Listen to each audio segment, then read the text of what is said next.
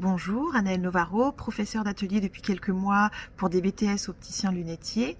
Je réalise des petites vidéos pédagogiques afin de réexpliquer les notions vues en classe. Aujourd'hui, nous allons réaliser le montage avec la Brio Alta NX. Je viens nommer mon montage. Aujourd'hui, ça sera le premier montage de la journée. Je sélectionne un et entrée. Ensuite, nous allons sélectionner le type de montage. Donc, la première icône que l'on voit apparaître, c'est lorsqu'il s'agit d'une monture percée ou Nilor. Celle-ci, lorsqu'il s'agit d'un montage métallique cerclé, et celle-ci, plastique cerclé. L'icône suivante nous permet de choisir si on veut palper un verre ou l'autre ou les deux. La petite main indique que le palpage se fait de manière manuelle. On n'est pas obligé de le faire de manière manuelle, on peut le laisser en automatique.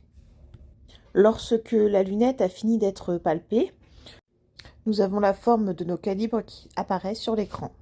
Nous revenons sur l'écran tactile et nous allons pouvoir noter les demi-écarts droits, les demi-écarts gauche, ainsi que les hauteurs.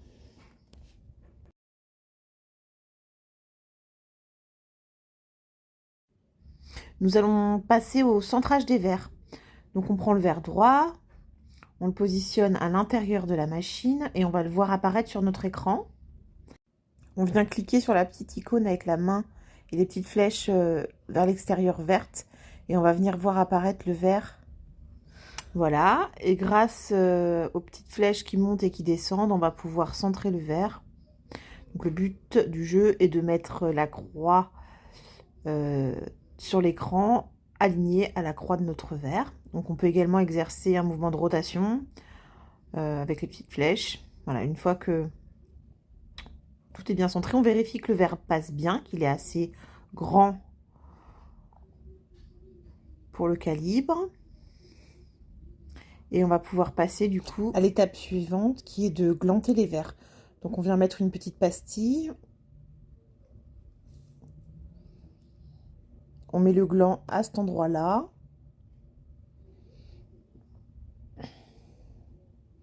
Et on appuie ici. On vérifie bien que on a bien mis un petit gland et pas un grand parce que le montage est très étroit.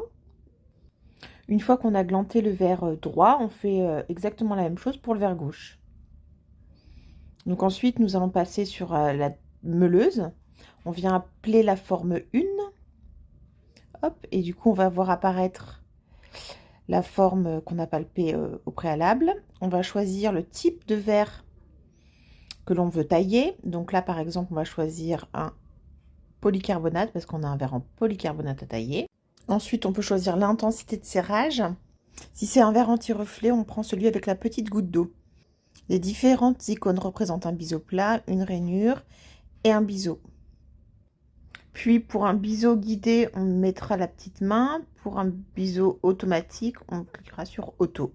Ça, c'est pour le contre-biseau, face avant, face arrière, que face avant, que face arrière, ou rien du tout. Et ça, c'est pour si on veut polir le verre. Ça, c'est la cote.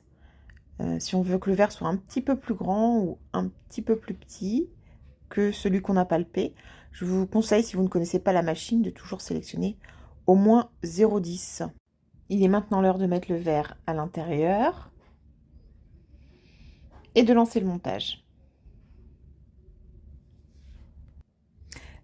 La machine nous demande si on a bien mis un petit embout. On valide et le montage se lance. Et nous faisons exactement la même chose pour le verre gauche.